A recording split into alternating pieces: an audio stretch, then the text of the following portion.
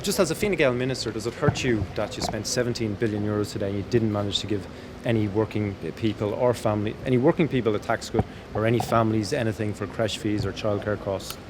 Well, the €17 billion that we spent, amongst other things, is about keeping those very working people in a job.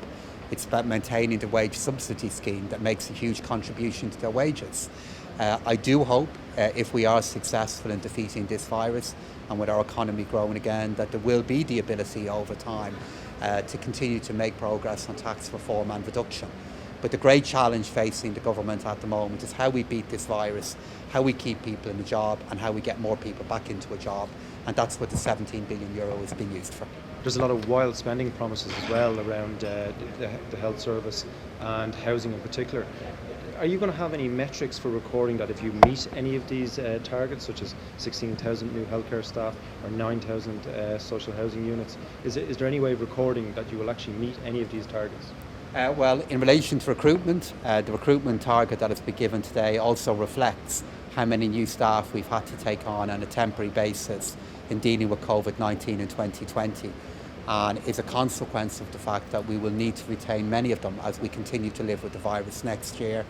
In relation to bed capacity, I think it is very important today that the spending commitment that was given in health tied specifically into bed capacity and specifically into ICU bed capacity. And that's something the government will be able to track on a very regular basis next year.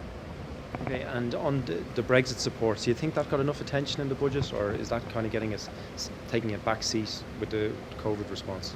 Well, I'm living in hope you might give it a bit more of a splash and profile tomorrow, Philip. But we are in a situation where the challenges that we have are all coming together.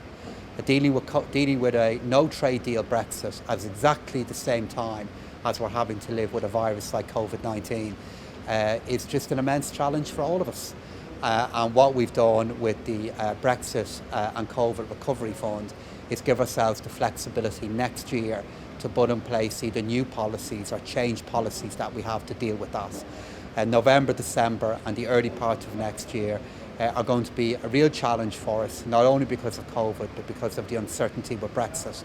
And that's why we've put in place these funds to help us fund the kind of policies that will be needed next year without having to increase our borrowing requirement every time we have to do that.